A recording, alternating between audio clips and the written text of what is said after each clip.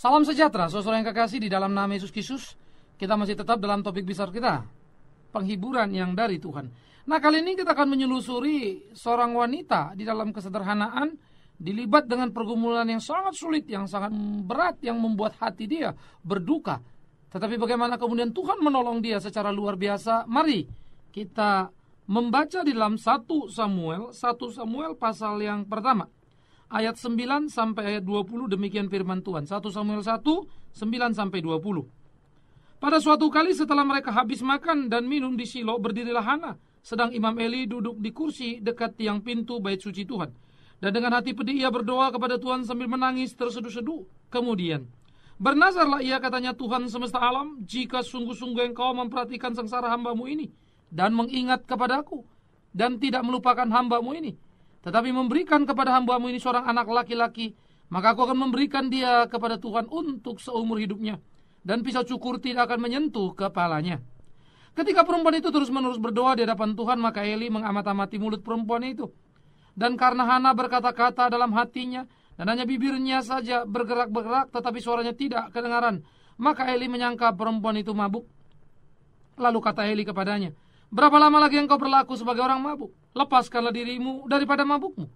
Tetapi Hana menjawab, bukan Tuanku, aku seorang perempuan yang sangat susah hati. Anggur atau minuman yang memabukkan tidak ku minum, melainkan aku mencurahkan isi hatiku di hadapan Tuhan. Janganlah anggap hambamu ini seorang perempuan dursila, sebab karena besarnya cemas dan sakit hati aku berbicara demikian lama. Jawab Eli, pergilah dengan selamat, dan Allah Israel akan memberikan kepadamu apa yang engkau minta daripadanya. Sesudah itu berkatalah perempuan itu, biarlah hambamu ini mendapat belas kasih daripadamu. Lalu keluarlah perempuan itu, ia mau makan dan mukanya tidak muram lagi. Keesokan harinya bangunlah mereka itu pagi-pagi, lalu sujud menyembah di hadapan Tuhan. Kemudian pulanglah mereka ke rumahnya di Rama. Ketika Elkana bersekutu dengan Hana istrinya, Tuhan ingat kepadanya. Maka setahun kemudian mengandunglah Hana dan melahirkan seorang anak laki-laki. Ia menamakan anak itu Samuel, sebab katanya, aku telah memintanya daripada Tuhan. Saudara yang kekasih, cerita tentang Hana menjadi cerita klasik yang sudah sering kita baca. Bahkan nama Samuel menjadi nama populer, pilihan ada banyak orang untuk mengatakan rasa syukurnya kepada Tuhan dengan memberi nama anak kepada anak mereka, Samuel. Maka Hana dan Samuel sangat familiar dalam kehidupan keluarga Kristen. Wanita-wanita mandul menaruh harapnya dengan mengingat cerita Hana. Mereka coba dihiburkan bahwa melahirkan anak adalah kemurahan dan pertolongan Tuhan. Jadi saudara, kisah ini menjadi kisah yang klasik. Artinya sering sekali diulang, terus-menerus dikisahkan. Apa yang saya mau katakan di dalam bagian ini adalah pada sisi yang berbeda. Nah, mari kita mulai melihat, saudara, ada yang menarik dalam bagian ini. Dikenal Hana adalah seorang yang beribadah. Dikenal adalah Hana seorang yang cinta Tuhan. Justru kalau kita melihat yang jahat itu adalah Penina, istri muda daripada Elkana. Penina justru menunjukkan seorang wanita yang begitu agresif dan sangat bernafsu untuk menyakiti hati. Berbeda dengan Hana. Nah, Hana sebagai seorang wanita yang cinta Tuhan, yang kenal Tuhan, hati yang beribadah kepada Tuhan, itu membuat dia suka di rumah Tuhan. Ya. Tetapi apa yang terjadi pada Hana sungguh-sungguh agak sulit dipahami. Karena Penina yang galak itu, Penina yang sangat agresif ingin merebut Elkana, seorang diri itu adalah Penina yang justru punya anak dan tidak mandul. Ya subur, saudara. Tetapi Hana adalah seorang yang cinta Tuhan, Hana orang yang berdoa kepada Tuhan, tetapi Hana justru mandul. Maka muncul pertanyaan kepada kita, bagaimana ini? Masa orang yang dekat Tuhan kok malah mandul? Orang yang tidak takut Tuhan kok malah subur? Nah, karena itu saya pikir harus selalu berhati-hati gereja memahami, orang Kristen memahami kalau sudah kenal Tuhan semua beres, semua mulus. Wanita takut Tuhan pasti melahirkan anak banyak. Tidak begitu caranya. Kemandulan hanyalah sebuah sarana diskusi Tuhan dengan umatnya. Kemandulan hanyalah sebuah sarana bagaimana umat itu memahami kehendak Tuhan di dalam hidupnya. Kemandulan hanyalah sebuah sarana pengujian di dalam peningkatan kualitas keimanan. Dan itu yang dialami oleh Hana. Nah, mari kita melihat. Kemudian dikatakan Hana makin hari terasa makin berat beban hidupnya. Ia menangis, ia terseduh-seduh karena Penina semakin berlaku kasar terhadap dia. Tidak lagi ada penghargaan. Sekalipun suaminya Elkana sudah mengatakan penghiburan yang sangat luar biasa. Dan bagi saya ini kalimat yang sangat profetik begitu ya. Kalimat yang mengandung nubuat yang hebat. ketika Elkana mengatakan apa?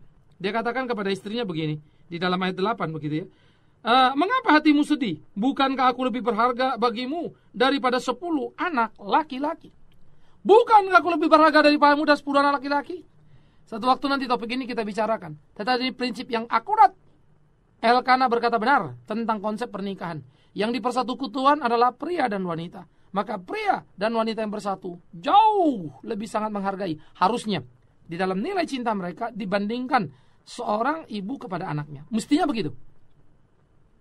Karena itu banyak pergeseran keluarga justru ketika punya anak, kasih sayang pada anak menjadi lebih ekstra, pada suami jadi berkurang. Aneh sekali. Ini cara-cara yang salah begitu ya. Tapi oke, ini bukan topik kita. Topik kita kembali lagi, yaitu bagaimana kita mau membicarakan Hana. Maka penghiburan Elkana yang begitu luar biasa, yang begitu spektakuler, bahwa sebagai suami dia jauh lebih berharga daripada 10 anak laki-laki. Kata 10 di situ hanya untuk menunjukkan kata kegenapan, kata yang paling top dari angka desimal begitu ya, sehingga angka yang paling tinggi maksudnya. Ya. Nah, sesuatu yang paling hebat, paling luar biasa itu dia lebih baik dari 10 anak laki-laki, itu maksudnya. Aku ini lebih baik ya dari berapapun anak laki-laki. Nah, garansi sebagai ekspresi cinta kasih Elkana kepada Hana begitu hebat. Ya. Apresiasi cinta Elkana kepada Hana begitu besar. Aku lebih daripada 10 anak laki-laki. Tetapi itu rupa-rupanya tidak mampu untuk memberikan penghiburan kepada Hana. Hatinya sudah terlalu sakit, naluri kewanitaannya yang berkembang. Mengapa aku mandul? Mengapa aku dinomor duakan? Mengapa aku harus mengalami hinaan daripada maduku yang muda itu? Ya, dia bukan istri pertama, dia istri kedua. Kenapa saya yang dipojokkan? Dan dia tidak menghormati saya tetapi menghina saya. Why, God? Hati Hana hancur. Nah, saya bisa membayangkan dan bisa mengerti itu. Ya, ketika ia sebagai seorang istri yang pertama, ketika ia menjadi orang istri yang berhak, tetapi harus mengalami kesedihan, kepahitan karena kemandulan yang alaminya. Sungguh tidak fair. Sungguh tidak menyenangkan. Nah, oleh karena itu, saudara yang kekasih, situasi yang pelik, situasi yang menyedihkan itu menjadi satu situasi yang perlu kita pikirkan sama-sama. Di sanalah Hana terpojok. Di sanalah Hana tersudut. Nah, di tengah-tengah gelombang seperti itu, Hana tidak merancangkan sesuatu pembunuhan terhadap istri muda Elkana. Dengan membunuhnya, ia bisa mengambil anak-anaknya. Bahkan Hana juga tidak memakai hak prerogatifnya. Karena sebetulnya sebagai istri pertama, dia berhak atas rumah tangga. Jadi dia bisa mengatur Penina begitu ya. Ya. Seperti apa yang dilakukan Sarah pada waktu mengusir Hagar. Itu secara tradisi pada waktu itu dimungkinkan. Karena dia punya hak. Karena izin menikah itu kan hak dari yang pertama ini. Itu biasanya kalau nggak punya anak begitu. Sehingga kepemilikan itu, ya kadang-kadang ada komitmen atau janji itu menjadi milik istri yang pertama ini. Nah, hak prerogatif yang ada pada tangan Hana tidak pakai. Yang kedua adalah kemungkinan Hana sebetulnya meminta kepada Elkana untuk mengusir Penina. Seperti yang dilakukan Sarah ketika dia meminta Abraham mengusir Hagar. Tidak dilakukan juga. Kemungkinan ketiga adalah bagaimana dia menghukum, atau dengan kata bahasa saya yang tadi sinis itu adalah meracun. Sehingga dia mendapatkan sepenuhnya hak, ya, asuh atas anak-anak Penina jatuh ke tangannya. Maka selesai semua tuh. Beres semua kan? Dan itu sah loh secara hukum pada saat itu. Artinya mengambil anak itu. Bukan saya bilang membunuhnya yang sah. Jangan salah paham. Ya. Nah, tentu sangat berbeda dengan konteks yang kita pahami di saat kita sekarang ini. Nah, oleh karena itu ada peluang-peluang yang terbuka sebetulnya bagi Hana, tetapi Hana tidak melakukannya. Apa yang dilakukan Hana? Itu sebab saya mengatakan Hana ini orang luar biasa. Ia tidak meniru cara Sarah untuk mengusir Hagar dari rumahnya. Ya, walaupun Sarah punya argumentasi cukup bagus karena dia sudah punya anak. Ya, tetapi keterpojokan tadi membuat Hana hanya satu, lari ke rumah Tuhan. Nah, lari ke rumah Tuhan ini sangat menarik. Ya, dia tidak lari kepada hal-hal yang salah. Lari ke rumah Tuhan ini sangat luar biasa. Ya. Sehingga dia datang ke rumah Tuhan, dia menaikkan doanya. Nah, pada waktu Hana berdoa, hati yang begitu sedih, hati yang begitu hancur, hatinya berteriak, tetapi tidak menjadi kata-kata di dalam bibirnya, kecuali komat kamit keluar. Saya mengatakan itu sebuah kehancuran yang begitu mendalam, kepedihan yang begitu hebat, yang membuat dia menangis dari dalam batinnya. Sehingga hanya bibirnya yang kelihatan komat kamit. Tak jelas bahasa apa. Sampai-sampai Eli, Seorang imam yang sudah semakin tua itu melihat dan berkata, kau ini mabuk. Tetapi dengan segera Hana tentu menjawab, aku bukan perempuan dursila yang mabuk. Aku tidak minum apapun yang memabukkan. Tetapi hatiku sangat gesti, hatiku sangat gusar, hatiku sangat hancur. Karena apa yang kualami? Hana juga dikatakan bernasar kepada Tuhan.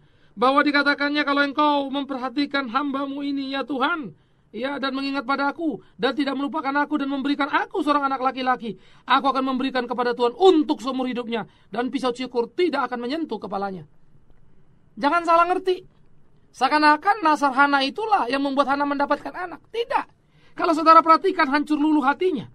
Bagaimana dia berteriak dalam kesedihan, dalam kepahitan yang luar biasa. Pemazmur berkata, Tuhan itu dekat kepada orang yang hancur luluh hatinya. Maka ini harusnya bisa ditangkap dalam terang Pemazmur. Kehancuran hati, remuk redam tanpa harapan, itulah yang membuat doa Hana menjadi doa yang sangat dahsyat. Itulah doa Hana yang membuat Hana seperti yang dikatakan Yakobus, orang benar kalau berdoa besar kuasanya. Jadi bukan soal nasarnya. Anda boleh mau bernasar kasih apapun sama Tuhan. Emangnya saudara pikir Tuhan tergiur? Ya. Lalu akan memberikan apa yang kau inginkan? Apa saudara pikir Tuhan bertindak hanya karena nasar yang saudara ucapkan? Tuhan bertindak karena melihat hati kita yang paling dalam, yang tidak tersembunyi di hadapannya. Dan Hana sangat terbuka di hadapan Tuhan. Hana bisa dibaca. Oleh karena itu Hana berteriak dalam kehancuran hatinya. Ia berteriak dan menyerukan kesulitannya kepada Tuhannya. Di sisi lain, saudara, Hana juga harus dipahami. Ketika melakukan nasarnya, ternyata bagi Hana yang penting bukan punya anaknya. Karena tahu betul-betul Samuel anaknya diberikan di bait Allah, bukan? Jadi yang penting bagi Hana bukan bagaimana dia punya anak. Tapi yang penting bagi Hana adalah bagaimana sebetulnya dia meyakini keberpihakan Tuhan kepada dirinya. Ya. Supaya Penina tidak mempermalukan dia, supaya Penina tidak menghina dia, dan supaya Penina tahu Tuhan ada bersama dengan dia. Loh kok begitu? Yes. Di waktu yang lampau, saudara yang kekasih, seringkali paham kutuk dan berkat dipahami dalam dualisme yang sangat sempit. Ya. Sampai kepada masa kini, kalau sakit dikutuk Tuhan, kalau sehat diberkati Tuhan. Itu sebab membuat Mazmur 73 bertanya-tanya, loh Tuhan, kenapa ada orang benar susah? Justru orang-orang fasik hidupnya senang-senang, bahagia-bahagia. Itu gugatan pemazmur yang diwarnai oleh pemikiran-pemikiran dualisme juga. Pemikiran dualistik yang salah. Jadi saudara yang kekasih, kembali saya pikir tadi pemikiran dualistik, mungkin itu lebih tepat daripada kita pakai dualisme. Karena dualisme itu bisa konsep dalam bagaimana orang pada umumnya memahami manusia itu terdiri dari tubuh dan jiwa, dan tubuh itu dikatakan penjara bagi jiwa, dan jiwa dan tubuh itu semacam sesuatu yang tidak berasosiasi, begitu ya. Itu dualisme. Jadi sepertinya manusia itu ada dua, begitu. Nah, kalau ini mungkin lebih tepat kita sebut dualistik. Dualistik itu adalah kalau ini berkat, kalau ini kutuk, begitu ya. Nah, jadi kembali lagi, maka pada waktu itu mandul sama dengan dikutuk Tuhan, nggak mandul sama dengan diberkati Tuhan. Jadi Penina yang jahat, Penina yang mulutnya sangat menyakitkan itu seakan-akan diberkati Tuhan. Tetapi Hana yang beribadah itu seakan-akan dikutuk Tuhan. Bukan, sakit sekali, saudara. Ya. Jadi waktu Hana meminta pembelaan dari Tuhan, maka nasarnya ini adalah mau mengekspresikan satu, Tuhan ini bukan buat aku, kau tahu hatiku, ambil anak itu untukmu, tapi tolonglah aku, jangan permalukan aku, belalah aku, supaya mulut itu, yaitu mulut Penina maksudnya begitu ya, tak lagi menghina-hina aku. Saudara, sebuah ketulusan di dalam permintaan yang bisa saya pahami. Jadi dia tidak meminta anak seperti kebanyakan orang meminta anak dalam kerangka supaya dia dipuaskan dirinya. Tetapi Hana meminta anak bukan supaya dia dipuaskan, Tuhan dimuliakan. Itu untuk Tuhan, bukan untuk saya. Saya hanya berharap keberpihakan Tuhan kepada saya, supaya Penina tidak lagi menghina. Kan begitu. Wow, menarik sekali. Maka dalam kesulitan, kepahitan, pergumulan kehidupan daripada Hana, maka Tuhan memberikan penghiburan yang sangat dahsyat buat dia. Usai daripada doa itu, usai di tengah-tengah pergumulan itu, Penina pulang. Lalu dikatakan bersetubuhlah Elkana dengan Hana. Sesudah Elkana bersetubuh dengan Hana, lalu dapat anak. Hamil setahun kemudian itu mau mengatakan 9 bulan 10 hari itu gitu ya. Itu sebuah pembulatan. Jadi tahun kemudian, tahun yang akan datang gitu. Jadi saudara gak usah berpikir, oh Hana hamilnya agak panjang 1 tahun, bukan begitu gitu ya. Tapi mau mengatakan setahun kemudian, karena memang kan hamil itu 9 bulan 10 hari itu. Jadi tidak usah serta-merta saudara mengatakan Hana mengandung 1 tahun.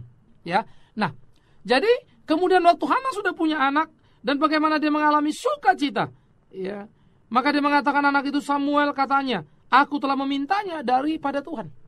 Tetapi ingat, ketika dia meminta daripada Tuhan, dia tidak mengambil hak kepemilikan itu secara serakah. Dia kembalikan sesuai apa yang dikatakannya. Asal orang tahu, aku anak Tuhan. Asal orang tahu, Tuhan berpihak padaku. Asal orang tahu, Tuhan beserta aku. Bukan supaya aku puas dengan mempunyai anak. Bukan supaya aku hebat dengan mempunyai anak. Nah, saya mau membahasakan seperti itu. Nah, sekarang kita kembali. Kalau begitu, bagaimana dengan sikap hidup kita? Seringkali penghiburan Tuhan tidak lagi menjadi penghiburan yang indah dalam kehidupan kita. Karena warna-warni pengharapan dan doa kita adalah bagaimana Tuhan menyenangkan diri kita. Bukan bagaimana kita menyenangkan Tuhan. Hana adalah bagaimana dia bisa menyenangkan Tuhan. Anak itu dikembalikan kepada Tuhan. Kita, kebanyakan bagaimana Tuhan menyenangkan kita. Seluruh keinginan kita dipenuhi. Salah besar. Jadi, seharusnya kita hidup di dalam kehidupan ini, bagaimana Tuhan menyatakan cinta kasihnya kepada kita. Kita merasakannya untuk kita memuliakan dia. Di situ saudara akan merasakan penghiburan yang besar sekali. Tapi kita seringkali jengkel dan makin marah pada Tuhan. Kenapa? Karena ambisi kita tidak dipenuhi. Padahal, mana Tuhan mau memenuhi ambisi diri yang bisa merusak diri. Tuhan akan memberi apa yang baik buat kita. Yang mengangkat harkat diri kita. Camkan itu. Pikirkan itu. Tuhan akan memberi kepada kita apa yang bisa mengangkat harkat diri kita sebagai anak manusia. Tuhan tidak akan memberikan kepada kita apapun yang bisa merusak diri kita. Nah, jadi saudara yang kekasih, ini menjadi penting bagi kita di tengah-tengah kehidupan kita, supaya kita boleh berjalan seperti apa yang Tuhan mau. Jadi penghiburan dari Tuhan amat sangat besar. Tetapi kalau seringkali hidupmu sepertinya tidak ada penghiburan, hati-hati. Jangan-jangan kau meminta dalam doamu hanya untuk hawa nafsumu. Maka doamu bukannya jadi penghiburan, malah jadi bumerang, jadi beban buat kamu. Lalu kamu akan berkata, Tuhan tidak baik, Tuhan tidak peduli dengan aku, Tuhan tidak mau mendengar doaku. Buat apa aku berdoa? Buat apa aku berdoa? Sudah lama berdoa, percuma saja. Awas, karena engkau berdoa hanya untuk memuaskan hawa nafsumu. Tolong jangan bilang ya, oh ya Hana itu kan supaya dihormati, apa tidak memuaskan hawa nafsu. Bukan itunya. Dia sebenarnya meminta pembelaan Tuhan supaya dia tidak dihina. Ya. Dari dalam kerangka supaya dihormati itu bukan supaya dia jadi hebat, luar biasa, semua orang tunduk sama dia. Bukan. Karena itulah apa yang menjadi momen permintaannya itu, nilainya itu, anak itu dikembalikan sama Tuhan kok. Tidak dimonopoli dia kan. Jadi tolong itu diperhatikan baik-baik. Dipahami baik-baik. Nah, oleh karena itu saudara, sangat menarik sekali apa yang dikerjakan Hana ini. Ya, persepsinya lain sekali. Jadi sudut pandang ini harus dipahami. Bukan nasarnya yang membuat Tuhan bertindak dan memberikan pada dia. Kalau nasar yang membuat Tuhan bertindak, ya mari rame-rame bernasar. Supaya Tuhan kasih. Nah, banyak juga orang menyalahgunakan kalimat seperti ini. Lalu dibilang kalau supaya Tuhan memberi kepadamu, ayo doa, bernasarlah. Salah. Kalau doa karena bernasar, mudah sekali kita. Doa bernasar supaya Tuhan beri. Tapi hatinya itu loh, yang hancur, yang sungguh-sungguh, yang datang kepada Tuhan itu loh. Maka nasarnya sebetulnya adalah merupakan refleksi imannya. Tuhan, waktu aku mau anak ini bukan supaya aku hebat dan buat aku, supaya orang tahu engkau berpihak padaku. Dan anak itu kukembalikan kepadamu di rumahmu, melayani engkau ya Tuhanku. Wow, indah sekali. Karena itu penghiburan ada pada setiap orang yang percaya pada Tuhan. Tetapi ketika orang percaya mengalami kesulitan untuk mendapatkan penghiburan, periksa hatimu. Seberapa jujurnya engkau di hadapan dia. Seberapa pasrahnya engkau kepada Tuhan. Seberapa engkau memiliki hati yang hancur lulu itu loh. Maka orang hati yang hancur lulu hatinya, tak akan ada ruang dalam hatinya untuk menghakimi atau mengadili atau mempersalahkan Tuhan. Mereka akan pasrah sepenuh dan berkata, Tuhan, apapun yang kau mau, jadilah untukmu. Belalah aku, bukan untuk aku menjadi luar biasa dalam hidupku. Orang takut padaku, belalah aku, supaya orang tahu Tuhan, engkau ada bersama denganku. Wow, jeritan hati yang tulus. Dalam keterbatasan seorang anak manusia, Dan Tuhan tahu ketulusan hati itu. Dan dia menjawabnya. Penghiburan yang luar biasa. Anda punya masalah, Anda punya pergumulan, Anda butuh penghiburan. Yang Anda perlukan hanya satu, hati yang jujur. Di dalam kehancuran, kepedihan, kesakitanmu, berserahlah pada Tuhanmu. Ketika air matamu mengalir, suaramu tak lagi jelas, seperti orang mengingau, seperti orang mabuk, karena tak lagi mampu menyusun kata. Jangan marah, jangan kecewa. Itu momentum paling indah engkau meminta dan berserah padanya. Dan lihatlah bagaimana dia menjawab doamu, memberikan engkau penghiburan. Dan ingatlah, kembalikan semua untuk puji hormat bagi nama dia. Selamat mendapatkan penghiburan yang indah dari Tuhan yang hidup. Semoga kisah Hana menjadi kisah kita. Tapi awas, hati Hana, pengharapan Hana, Anda juga harus miliki. Jangan cuma kisahnya saja. Amin. Mari kita berdoa. Kami bersyukur, kami berterima kasih kepadamu ya Tuhan. Di dalam hidup kami, Engkau menolong, menuntun, membimbing kami. Berkati kami supaya kami boleh hidup seperti apa yang Engkau kehendaki. Tuhan, tolong kami. Karena itu kami serahkan segenap hidup kami ke dalam tangan-Mu, tuntun pimpin dalam cinta kasih-Mu. Dan biar hidup kami jadi hidup yang memuliakan Engkau. Tolong, supaya di dalam bersikap menanti pertolongan-Mu, kami sungguh-sungguh dalam penyerahan yang utuh, yang penuh, supaya Tuhan yang dipermuliakan. Kami serahkan segenap hidup kami dalam tangan-Mu. Di dalam nama Yesus Kristus, Tuhan yang hidup. Kami berdoa dan ucap syukur kepada Bapa dalam surga. Terpujilah Tuhan. Amin.